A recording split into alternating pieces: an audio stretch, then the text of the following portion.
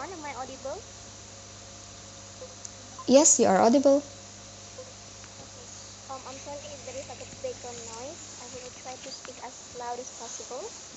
Let me set my timer. Okay. The debate will start in three, two, and one. Government comes in this debate with the goal we don't want to rely on this broken system of energy transition. This debate is about whether staying in this program is more worth it than helping it. We say that it is unstrategic to stay. So, for years, co-dependent developing countries were told one thing by wealthy nations. If you commit to decarbonization, if you close coal earlier, if you restructure your energy system, if you accept the difficult transition targets, then the rich countries will support you. This is the GETP was sold as promised, right? But then the United States withdrew. And this is not just a small technical change because the United States was not just another donor, it was one of the major political and financial backers of the partnership of the GETP itself. After its withdrawal, South Africa's foreign ministry stated that US terminated its IPG membership for GETPs in South Africa, Indonesia, and Vietnam, and that associated financial pledges were withdrawn, including tens of grand projects, right? Reuters also reported that US commitments included more 3 billion Indonesian and Vietnam um, some amount of money pledged for South Africa. So I think that the question is simple here. Why should co-dependent states still bind themselves to decarbonization roadmaps when the wealthy countries funding those roadmaps can walk away, right? What we see in government is that government do not say we should abandon climate transition, and government says we should abandon this broken version of transition because a just transition cannot be built on unstable promises, loan-heavy packages, foreign conditionality, and one-sided obligation. First setup here before moving on to my argument. What GETP looks like after the US withdrawal, right? It looks like three things. A. The financial promise becomes unreliable. GETP works by asking co-dependent states to commit a decarbonization roadmap. In exchange, wealthier nations provide a blended package of grants, concessional loans, commercial debt, and private investment. But after the withdrawal, the basic bargain changes. The developing states is still expected to follow the roadmap, while one of the largest political and financial backers has left. This creates an unfair structure, or our obligation remains, but the support becomes optional. That matters, ladies and gentlemen, because energy transition is not a symbolic policy. It affects workers, electricity prices, industrial planning, regional economies, and overall development. If the funding behind the transition becomes unstable, then the whole transition become unsafe, right? But B, the package become less just. This program is called a Just Energy Transition Partnership, but justice requires more than asking for and developing countries to move faster. Justice means that wealthy states which historically benefited from fossil fuel growth must carry a fair share of the cost. With the withdrawal weakens that principle. It tells the co-dependent states that rich countries can still demand ambitious climate action, but their own contribution depends on political convenience. That makes the deal morally weaker. It is not just for developing countries to carry long-term transition costs, while wealthy countries treat climate finance as a temporal charity, right? But see, GETB pressures countries before it gives them enough capacity.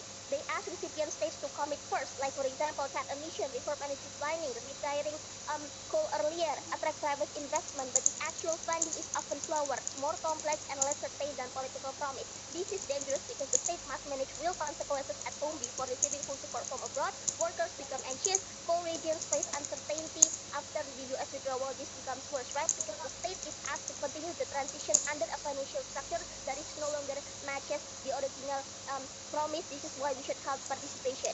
Setup 2 then. What is counterfactual? The government does not define a world where coal-dependent states reject climate transition. We define a world where a co-dependent state reviews the current framework after the US withdrawal and renegotiates from a stronger position. This means three things. Firstly, we have participation in the existing GETB process. Secondly, we refuse to remain bound by the roadmap's design under a funding assumption that now has changed. And thirdly, we pursue transition through nationally owned planning, like domestic energy strategy, regional cooperation, and climate finance that is more predictable and less debt heavy. If the remaining wealthy states want us to return, then they can offer better terms, more grants, stronger guarantees, clear delivery timelines, and less dependence on private finance, stronger protection for workers. So opposition cannot say that we are anti-climate, we are not rejecting transition, we are rejecting a bad transitional deal. So now coming to my substantive argument then on economic risk. The thesis of this claim is that co-dependent states should help participation because GETP now asks them to continue a coffee transition without reliable financial support. Why does this create economic threat? Three reasons here. Firstly, coal transition is structurally expensive. The coal transition is not only about replacing one source of electricity with another, it means restructuring employment, electricity pricing, grid capacity, and overall a lot of things to change. That requires predictable long-term support. If the funding itself is unstable, the transition does not become just, it becomes domestic crisis carried by the workers, consumers, and the state. This is harmful for coal-dependent countries because coal is not just an energy source, it is a connected job and everything within the country. But secondly, GETP creates obligations faster than it delivers protection. Once a state joins, it creates expectation, right? International actors expect decarbonization targets. Investors expect changes in coal policy. Domestic industries prepare for higher uncertainty. Coal workers fear job loss, and local communities begin to worry about their future. But if financing is delayed or loan heavy, the state is left with managing the social and economic consequence alone without the backup. This is the worst version of transition. The U.S. withdrawal makes this burden more visible. It proves that donor commitments can shrink while recipient obligations remain. This is why we should help participation, right? And thirdly, staying in this program weakens our bargaining position. If co-dependent states continue after the U.S. withdrawal, we send a dangerous message to wealthy countries. We tell them that they can reduce support and still keep our commitment. We tell them that their finance is flexible but our roadmap is fixed. We tell them that climate partnership can survive even when the justice of the partnership collapses. That is a bad bargaining. Refusal creates pressure. It tells them that remaining wealthy states, they cannot use developing countries to decarbonize as climate success story while failing to provide the serious support that they promises in the beginning, right? If they want coal-dependent to transition faster, then they must return with a better deal to incentivize the energy transition itself. So, what about the impact then? I think that the impact is clear. Firstly, we protect our economy of the state from a transition plan whose funding no longer matches its ambition because they lose their backup, one of the main backup actors. Secondly, we protect workers and co-dependent regions from being sacrificed for an international promise that donors can abandon. And thirdly, we create a better future teammate by proving that developing countries will not accept symbolic partnership without reliable money. So, with all of this consideration, I think that this is the right time for us to hold the participation on the GEPP.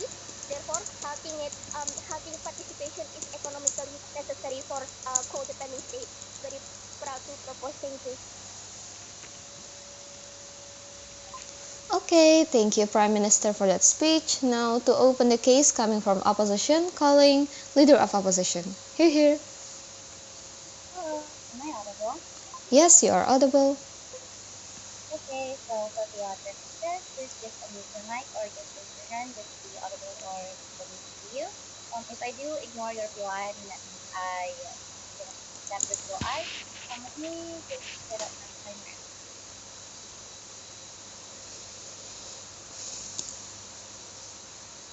Okay, the page is one, two, so I'll do a couple of examples for the proposition case first. The proposition stands up here and calls the ACP a broken system simply because one donor, the United States, withdrew in March 2025. Now, they argue that a just transition cannot be built on unstable promises and loan-heavy packages. But let me be clear, completely clear. The U.S. was never the pillar of this agreement. The U.S. contribution was almost entirely structured as high-interest commercial debt and private sector mobilization. By leaving, the U.S. did not break the system. They simply removed unpredictable political drama from the negotiation table, such as the European Union, from and also the UK, Japan, and Germany remain fully committed.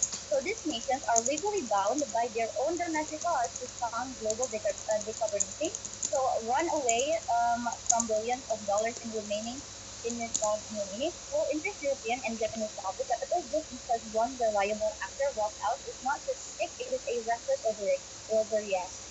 Now, rebuttal to their moral justice argument, the government tries to claim high moral ground. They tell us that justice means what to pay and who closely benefits yet from fossil fuels.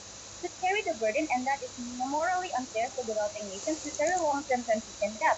We agree that wealthy nations should pay, but ask yourself, how do you force them to pay? By throwing a tantrum, walking away from the table, and closing our doors? No. When you hold participation, you give the wealthy nations a free pass. You allow them to say, well, we offered $8 billion, so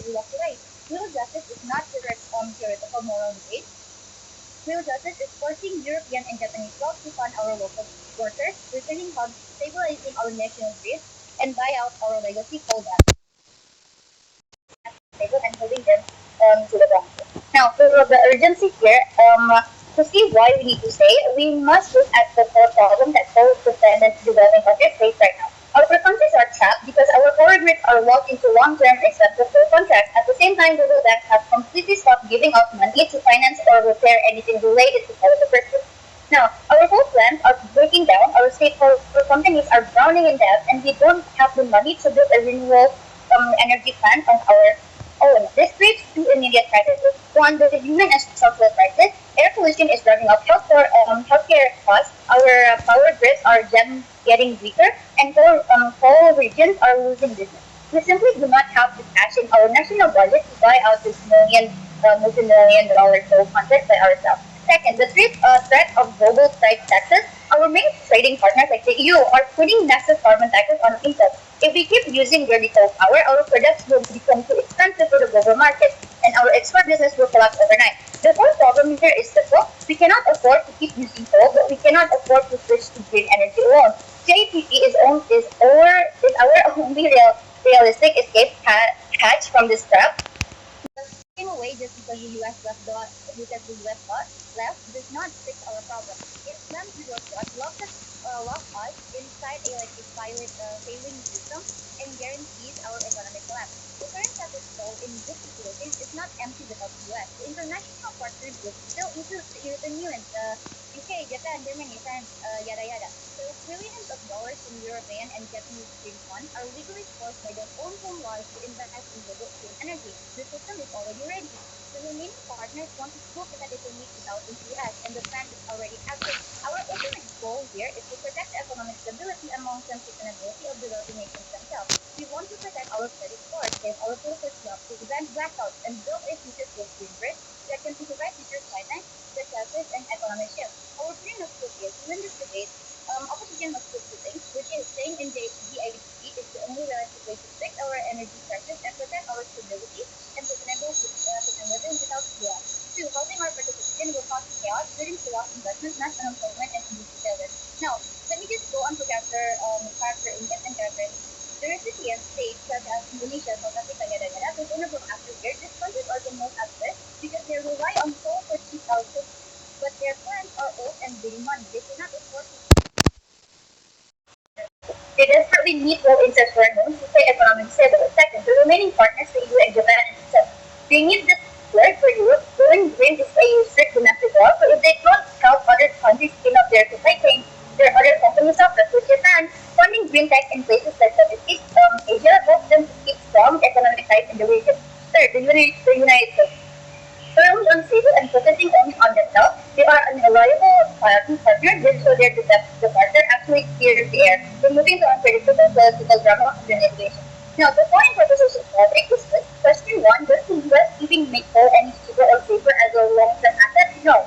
Second, does within JP stop Europe from tax our dirty export? No, it makes the taxes to us even harder. Second, and third, does walking away give out any leverage? No, it's business completely isolated. Our solution here is collaboration. We don't go as handsome instead. Instead, our mechanism is to shift our focus and work directly with the remaining partners to cover what we built as mine. First, government filing the remaining partners such as the EU and Japan take over the loans, guarantee that the US will support Toronto. Second, using international banks to submissive bodies through the Asian Development Bank and the World Bank, where European and PWC can bypass US assets. Now, except for the tax, we issue state-backed green bonds guaranteed by Europe and Japan, because this will allow nations guarantee the bonds, massive private pension funds, and investment firms will safely fund our markets with the green capital to replace US debt. Now, the likelihood of impact here is this is highly likely to work as European and Japanese markets are overflowing with green cash. These are a place to go. The index of staying in a smooth funding transition, so the index of leaving is immediate financial ruin and following risk. Now, like first, my argument, protecting economic stability against financial ruin, staying in JCP is the only way our national financial rate is stable and stop foreign investors from putting their money out of our country. Today, a country's energy grid determines its financial health, whether we're in institutions at coal-heavy nations and see a massive financial risk. They see billions of dollars tied up in coal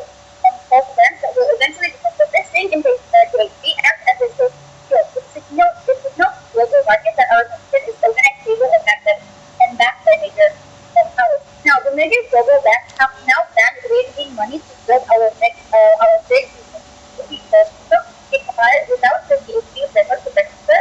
Stakeholders of companies like Shell and Indonesia were estimated to have plans to face necessary leverage that would wreck the entire country. So it wants financial stability, but in case it is the worst we can do is to make it globally plan with high interest financial. Thank you.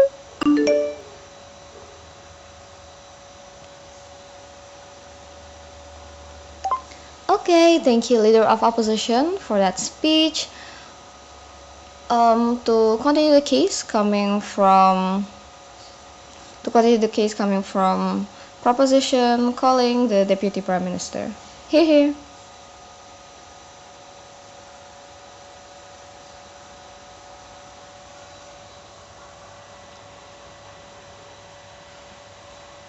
Hi. Am I audible loud and clear with this sound? Yes, you are audible. Okay. Wait a moment.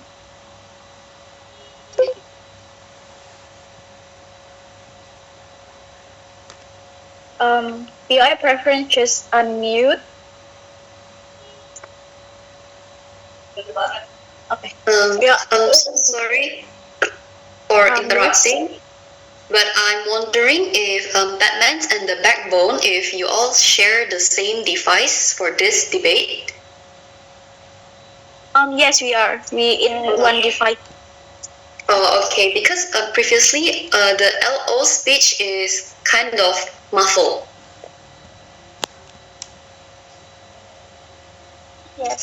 Yes.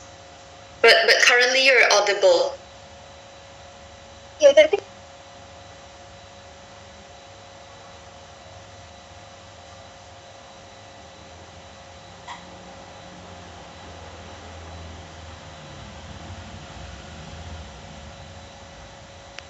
Okay, so just to make sure one more time, this is audible enough and clear? Yes. Okay. Thank you. Okay. I'm going to be loud as possible. So, but if in the middle of my speech I'm mumbling or like it doesn't clear, please just unmute and interrupt me. That's fine. Yes. Okay.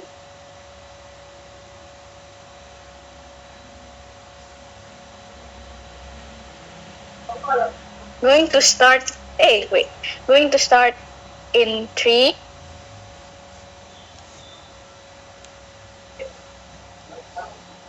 Okay, going to start in 3, 2, 1.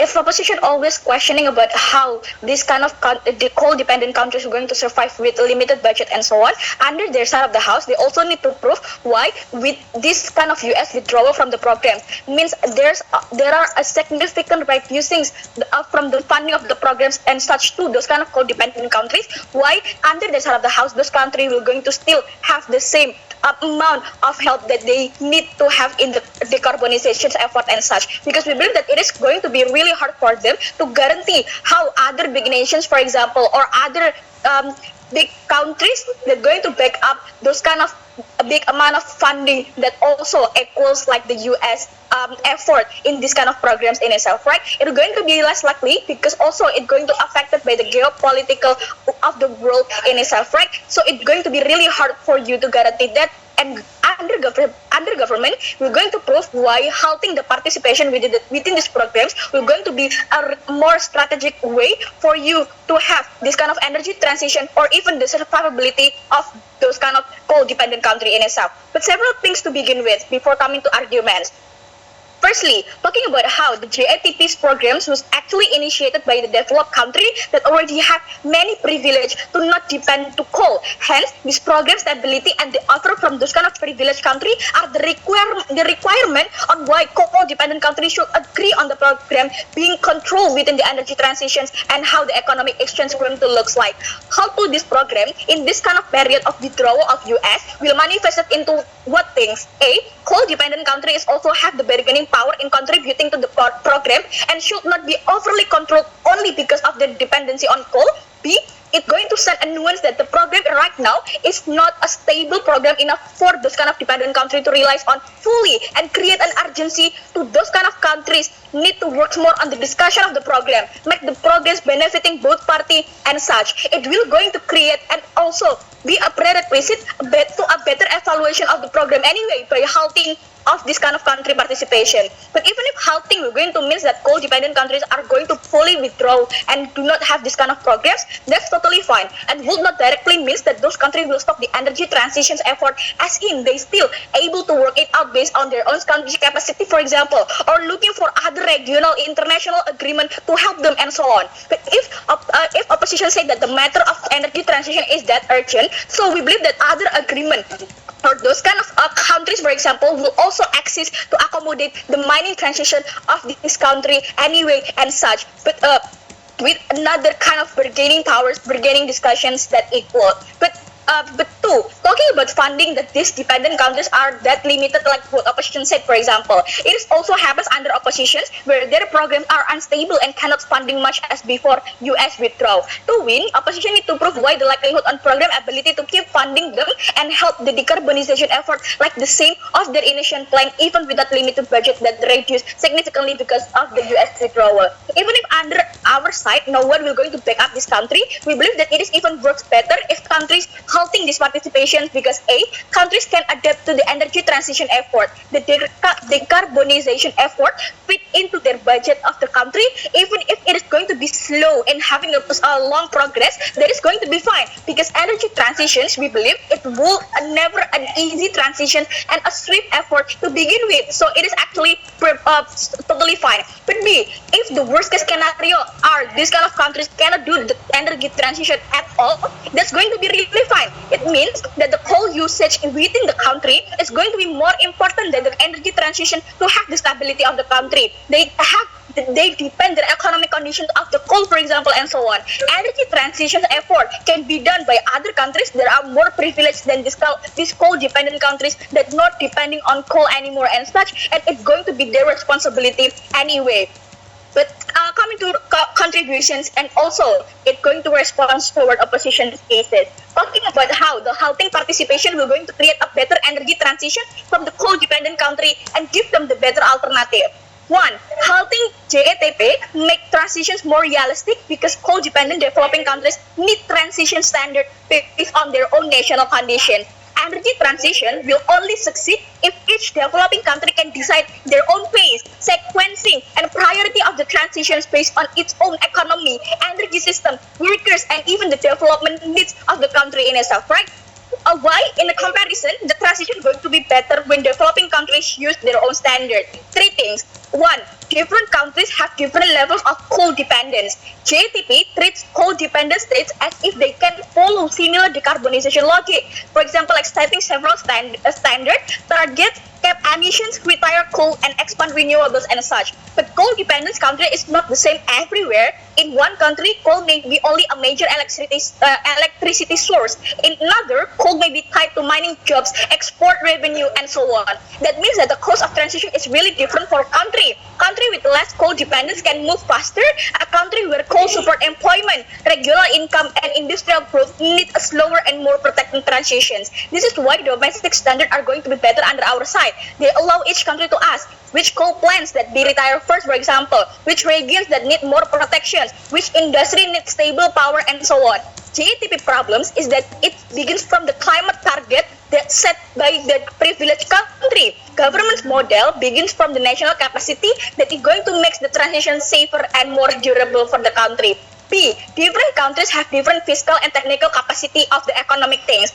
Energy transition is not only about political willingness, but it also depends on whether the country has the money, technology, capacity, and public trust to implement it. Some developing countries can absorb renewable investment quickly, but some not. If the transition is forced faster than the domestic capacity, it's going to create a failure. Renewables may be built without enough grid readiness.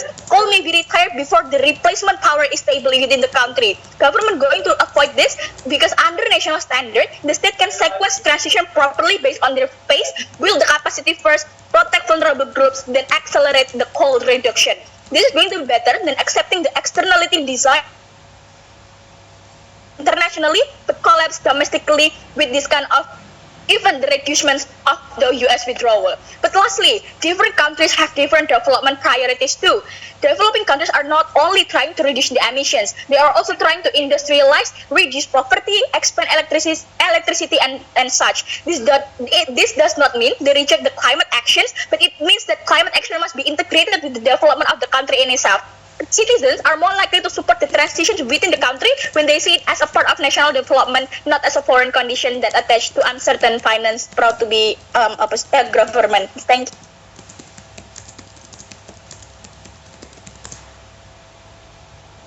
Okay, thank you, Deputy Prime Minister, for that speech. Now, to continue the case coming from opposition, calling Deputy Leader of Opposition. Here. Hello, am I audible? Yes, you're audible, but just to make sure, can you read the motion for me? Wait, hold up. In reaction to U.S. withdrawal, this House believes that coal-dependent states should review and halt our participation in GETP's programs. Okay, thank you. It's audible. Alright, wait, let me set up my timer first. Okay, I'll start my speech in 3, 2, and 1. Government comes in this debate talking about how dependency will eventually happens in their side of the house. Of course, every country wants to be independent, right? But here's the catch: you have to take a look at what exactly happens in the coal-dependent country that you are talking about. Then you have to understand about are they even capable to be independent or not. But here it is: our if they're not capable, you're going to you still have to understand, and you have to still thinking if what is your take to make your country will be capable or not to withdraw or to even exit or reviewing the GTP's programs at the end of the day? Because I think in our side of the house, we're going to provide you how then GTP's program is going to benefiting both sides of the house at the end of the day, even with the withdrawals by the US itself. I'm going to respond towards what is actually going to what has brought into this debate by opposition side of the house. First of all, they're talking about that is actually a broken system at the end of the day. It's not broken because we still have lots of things to fix, especially with the mechanism that we're going to bring. Because however, this agreement will still benefit both sides of the house, both sides of the parties, because coal-dependent house will however bring so many positive effects towards the countries inside of the GTPs in the end of the day. How is it gonna still stable in the end of the day in terms of the economy in our side of the house? Okay, for example, United States leave, but there's still Japan, right? If we're still in a crisis in terms of technological and etc., I think US will not able to give us the funding as much as they did back then. But in terms of we need a technology, for example, we still have Japan and other country to actually eventually help us, because eventually I think the GTPs will eventually makes a way to actually still benefiting both sides of the house. So they're not going to make the coal-dependent country to be the one that is actually going to get the negative effect at the end of the day. It's not going to be the pressure, especially because why? Because if you're scared to be dependent toward one country or something, when you know that you are not capable, I don't think that is actually should be scared of. Because if you the thing that we should be scared is if we are scared to be dependent, but we know that we are not capable to be independence itself at the end of the day. Now then, coal-dependent countries still needs a funding, because how do you think mining will be work in a literal developing country at the end of the day by just relying on the unexpected funding and etc. Opposition, I think too much thinking that we should be dependent in the end of the day without really think that if we are capable or not. Now then, before that, I'm going to emphasizing our main vulnerable actors in this debate, which is co-dependent states, right? Co-dependent states, which is like, for example, that we are talking about in Indonesia, Africa, and etc., means that the state that is very, very need helps in terms of like mining coal and etc., etc. And I wanted to visualize what will happen toward the co-dependent state when they got the helps by the GTP's program. First, it will get us a funding, right? Now, funding leads toward the capability of the coal-dependent states to manage or even doing their mining stuff, which is like still very, very complicated for the coal-dependent country itself. But how is it a problem in the coal-dependent state at the end of the day? First, it's about their finance. Second, their human resources, and third is about their technology industry. How the GTP's program will help the coal-dependent country eventually in the end of the day? First, by their funding. It's giving the ability to the coal-dependent state to be able to like increasing their mining first, especially their like they would be able to like at least maximize their mining. Second, by this funding, it could help the coal-dependent country to make a mining larger, and that will lead toward the better and wider workforce at the end of the day, because like government would be able to open the larger workforce, because it will need a more employed in terms of like mining stuff and etc. at the end of the day, because it will need a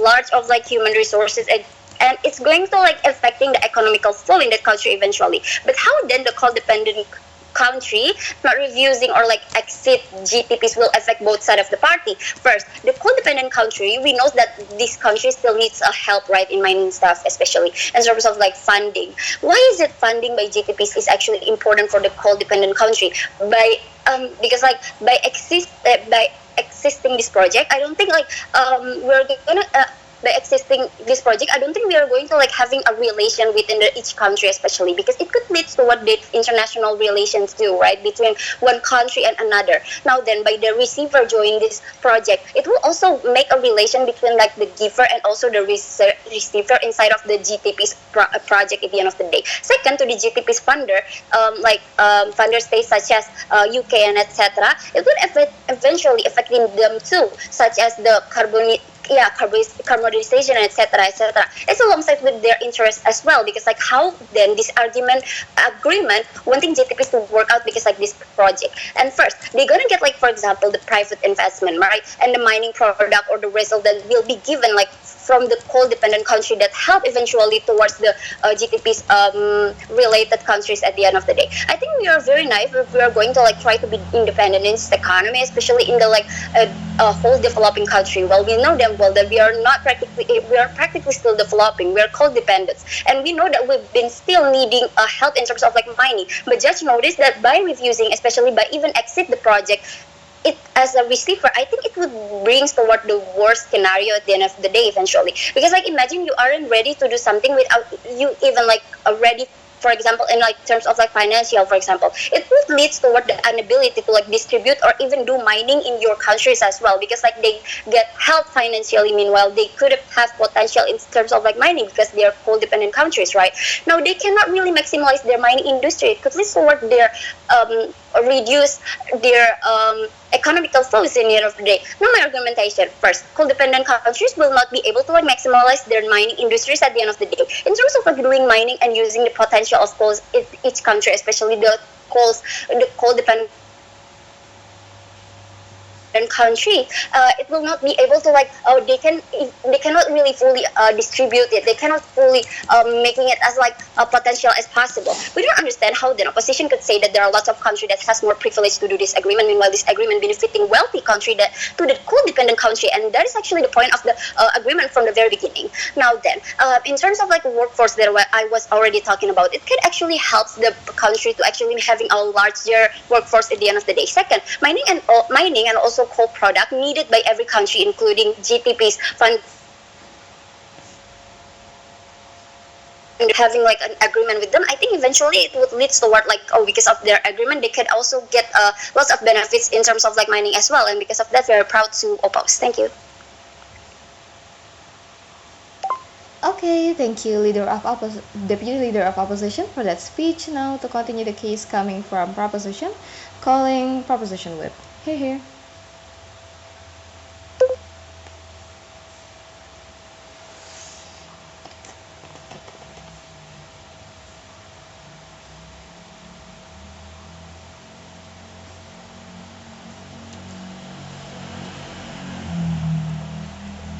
Hello, am I audible? Yes, you are audible. Okay, wait a minute. Let me prepare my notes first. And timer. Okay. All right. The speech will start in 3, 2, 1.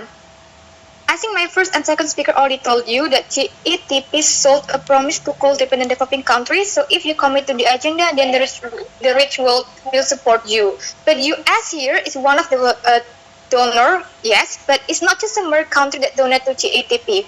Because it's a supreme country which has the power such as political and financial backers of this agreement or partnership. Because of this withdrawal, the program progress such as financial pledges and projects were decreased.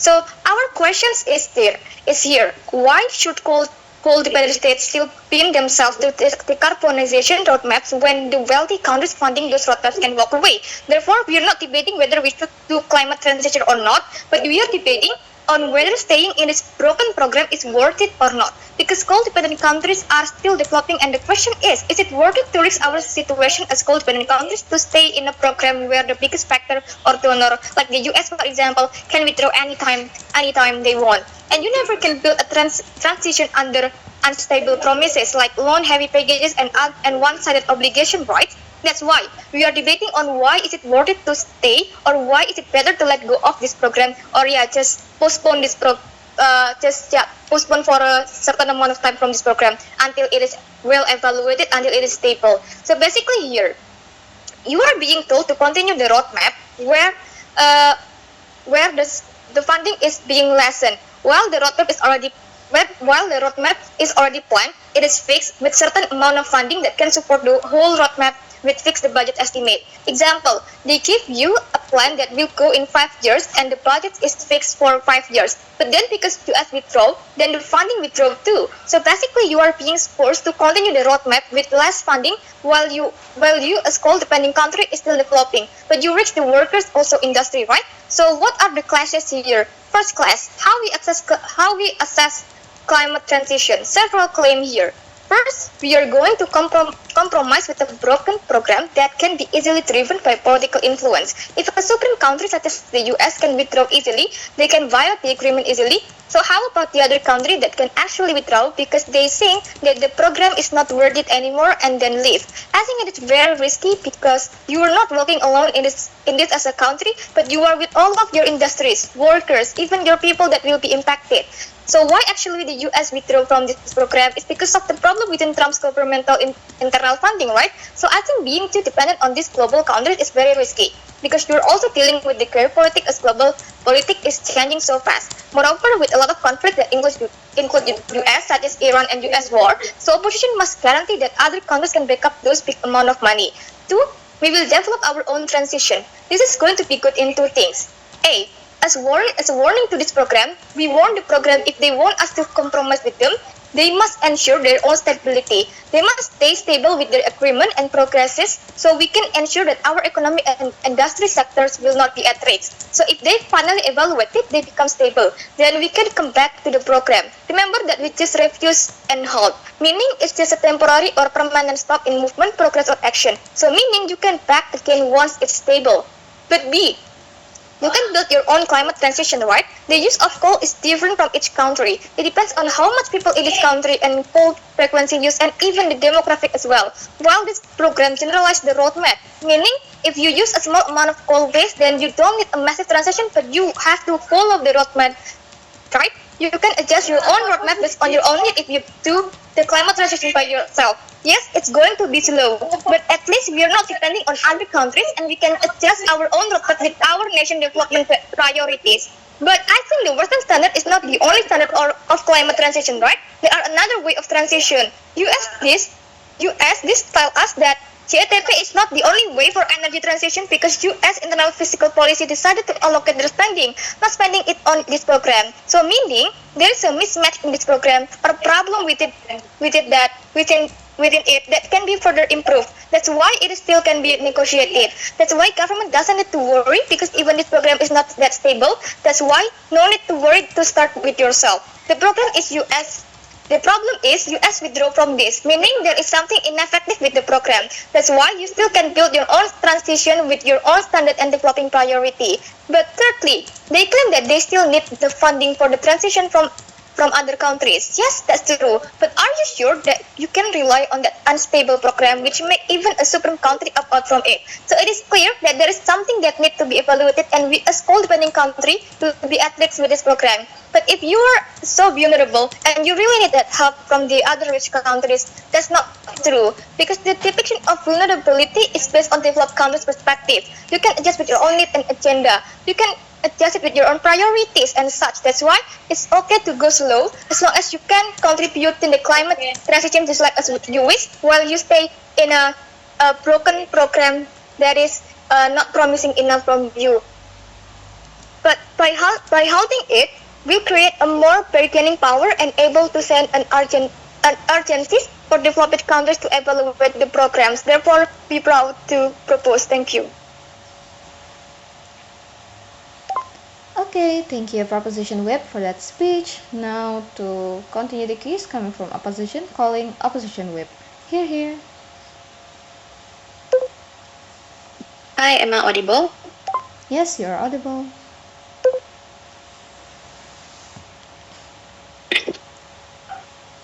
Okay, for the POI preference, just unmute yourself. And I'm gonna start my speech in 3, 2, and 1. Judge, this is a policy motion, hence why we need to prove about the urgency, mechanization, and also the impact on how then we will stay in this GETP program for the sake of the safety net, stability, and also sustainability for this vulnerable country, which is the coal-dependent country, and for the GETP itself. And why then, when we stay, we will achieve our goal, which is stability and sustainability, creating safety net, and also effectiveness of system that work in a long term. And just notice that we have mining, we have coal, and every country needs it, right? But first, we need decarbonization, but we are too broke to, financially for it. And secondly, GETP needs mining product too.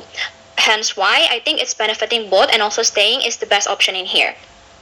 Coming for the response toward the proposition, I think they talk about their best case. Massive cases about with US withdrawal, then the GETP cannot be reliable because there's no more power.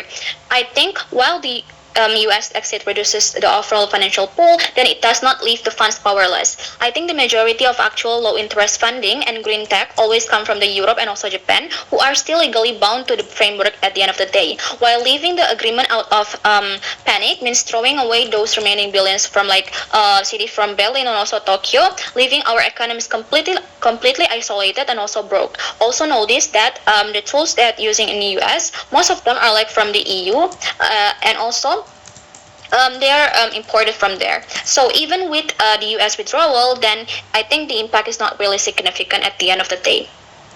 And I think the proposition talks about because one partner walk away from like this thing, then the entire house is on fire, and also we should burn down the rest of like the neighborhood. I think they're telling vulnerable coal-dependent nation to panic, but throw away billions of like dollars just for climate aid, just to out of the spite of fear. And I think in this case, we refuse to let the fear dictate the economic survival of our people. And our stance in here is just simple, that the US withdrawal is like a speed bump and like not the end. And we must stay at this GETP because a partial shield against economic ruin is like infinitely better than facing the climate and also economic crisis completely naked at the end of the day. Three clash in here. First, starting from the wealth, who feels the faults then? In the proposition side, the US is like an economic superpower whose departure leaves the program bankrupt and also recipient nation holding like nothing. And in our side, the vast majority of GETP's actual low interest money and grants comes from like Europe and also Japan. And with Germany and Japan taking over as co-leads, then the core funding pipeline remains open, well-funded, and also legally active. And the impact is that living out of panic means rejecting millions of like intact European and also Asian wealth, forcing our nation to pay for the energy transition just completely alone. Secondly, in clash of strategy. In proposition, they are losing the world's biggest historic polluter that makes the partnership inherently weaker and also less effective. And in our side, the US administration is heavily focused on exporting its own fossil fuels. Had they stayed, they would have used their leverage to force us into buying American natural gas or like instead of building independent green grids at the end of the day. And it caused that the US exit its addition by like subtraction because it lives with a coalition of the willing quote unquote from the Europe and also Japan, which they focus purely on the true renewable infrastructure like solar and wind. And thirdly is about the leverage. The proposition talks about the remaining in the compromise and downside agreement makes developing nation looks like weak or even desperate. I think the Europe and Japan are terrified of a total GETP collapse because it would signal the death of like the global climate diplomacy. And this desperation gives recipient nation massive leverage to demand that remaining partners convert harsh loans into direct grants, and for it cause the staying gives us the ultimate bargaining chip to rewrite the contract in our favor, walking away the surrenders in our side. So move on then to our contribution. I think it's about the structural financial continuity, which even without the United States, the financial framework of GETP remained the single largest and most viable source of transition funding for like developing nation, leaving the program leaves coal-dependent states with zero alternative funding, forcing them to pay for like a costly transition out of their own pockets at the end of the day. And how does this actually work then? GETP is not a single bank account managed by the US itself, but it's like a blended thing. When the US leaves, they take their specific pledge with them, but with the European banks, German development funds, and also Japanese private investor, they do not disappear, right? Their commitments are legally and also financially bound to separate bilateral agreements under the GETP. Furthermore, the international finance operates on a domino effect at the end of the day, because when institutions like the European Investment Bank signal to that a country is like a safe, fed environment for like a green energy investment via GETP, it lowers the risk profile for like private banks worldwide, and it acts as a stamp or like approval at the end of the day. And for the manifestation is that look at what happens in the ground in like a country or like in Indonesia or South Africa, which a local state-owned electricity company needs to retire a coal plant early. And without GETP, doing this means taking on a massive sovereign debt or like raising electricity bills for everyday families. With the remaining GETP framework, even if the total pool is like smaller, then the country still receive concessional loans with incredibly low interest rates, and the technical expertise from like German or like Japanese engineers to build geothermal or like solar green in place of that coal plant. And the impact is that the human survival and also the economic stability by staying in the program, then the poorest citizens in these states keep their lights on like the price, and also they can actually afford that. Secondly, for the geopolitical leverage, I think remain inside the GETP gives developing nation collective leverage over the remaining wealthy states to demand better terms, and walking away destroys our systems and also leaves us at the mercy of like predatory and also isolated loans at the end of the day.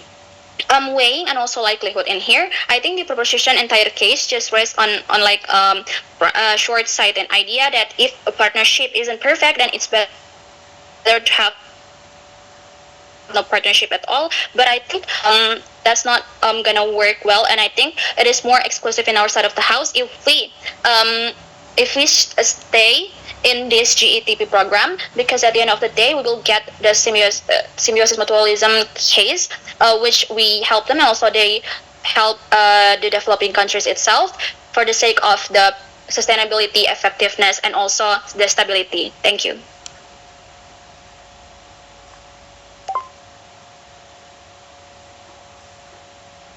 Okay, thank you for that speech. Okay, thank you opposition whip for that speech. Now to continue the case coming from opposition, calling opposition reply. Here. Hello, am I audible?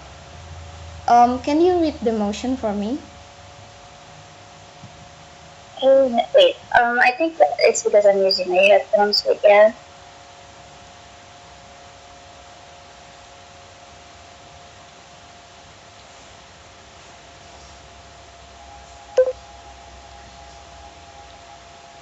Hello, am I audible now?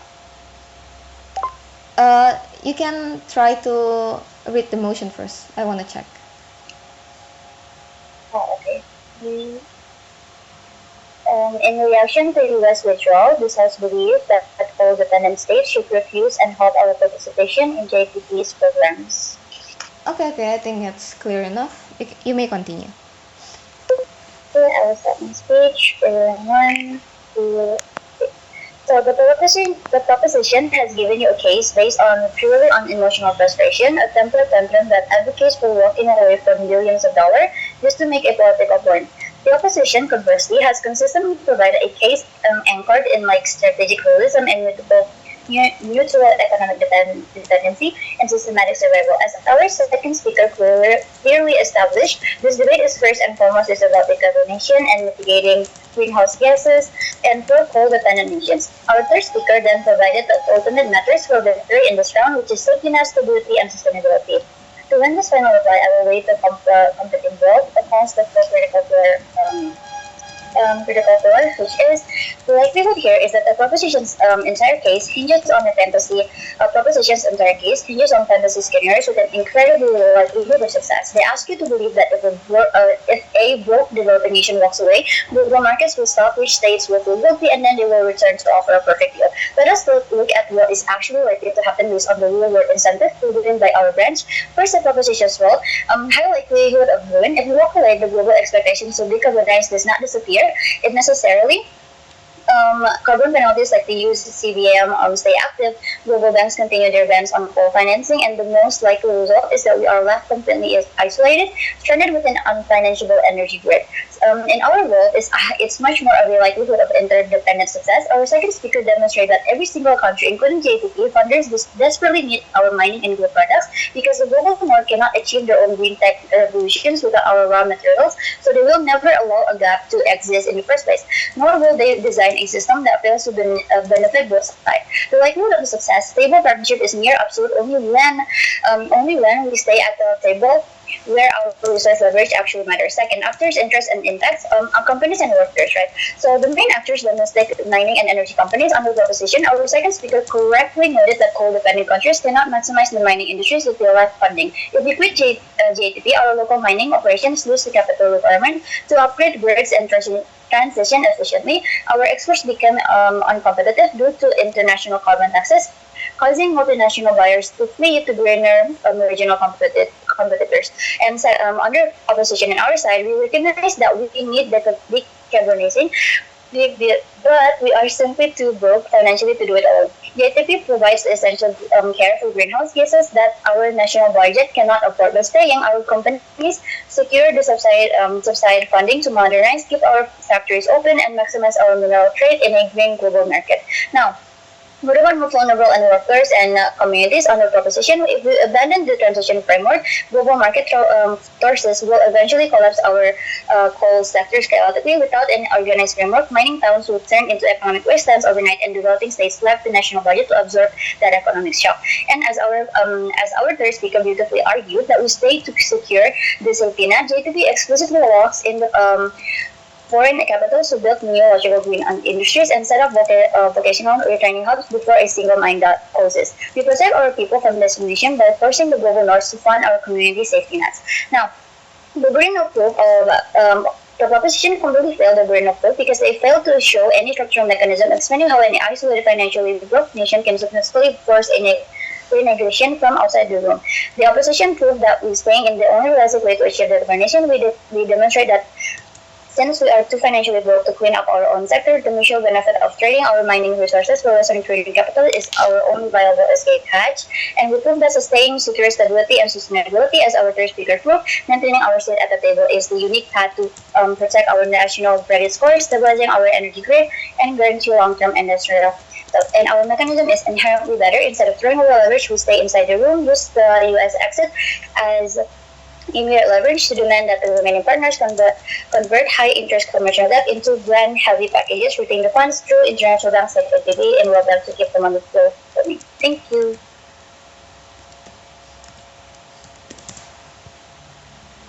Okay, thank you. Opposition reply for that speech. Now to close the entire case coming from proposition, calling proposition reply. Here.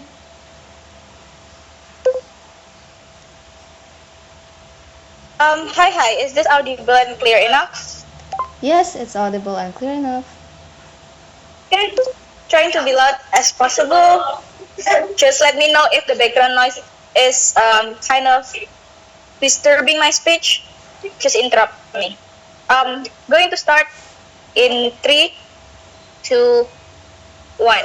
US withdrawal is the tiebreaker on why coal-dependent countries need to participating on the programs or not.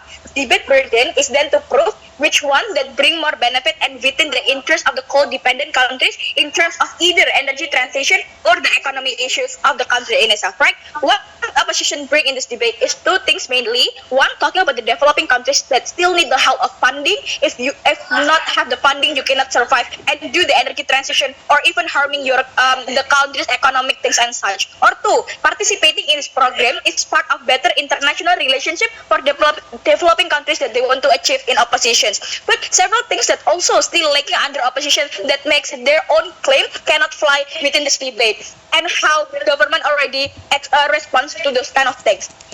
Firstly, talking about how opposition is really evil to say that developing countries are really that poor and will always need to have like bigger loan and such. We already state to you that the energy transition or even survive as a country, you just need to maximize your own internal commodity and resources, and that's already enough to survive at least. But if they are that poor like what opposition state, it will also happen under opposition. It is not exclusively under gov. Then they need to answer why does even those kind of economic exchange helps from the program, those kind of developing countries are still able to perform a good energy transition that costs a lot of money and still fulfill the standard of decarbonization roadmap that's set by the GATB in itself. It's going to be even worse under opposition that if those kind of developing countries cannot fulfill the standard and is the economic exchange is not that maximized because of the US withdrawal in itself, there are sanctions or penalty that's going to be accessed within the program. It is even going to make this kind of country even vulnerable. But two, they do not understand that US withdrawal is the warning of the programs. Either that the program is not beneficial for themselves or for the decarbonization roadmap, or that the program is so reliant on US financial help and burdening to US, yet the projected result was not